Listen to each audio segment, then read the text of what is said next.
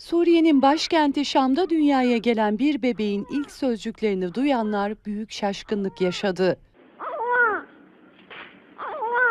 Zira bebeğin ağzından ard arda Allah lafzının çıktığı görüldü. Şam'ın Duma bölgesinde dünyaya gelen bir bebeğin ağzından çıkan ilk sözcükler büyük bir şaşkınlığa sebep oldu. Ard arda Allah lafzını söyleyen bebeğin görüntüleri hastane yetkililerince basın mensuplarıyla paylaşıldı.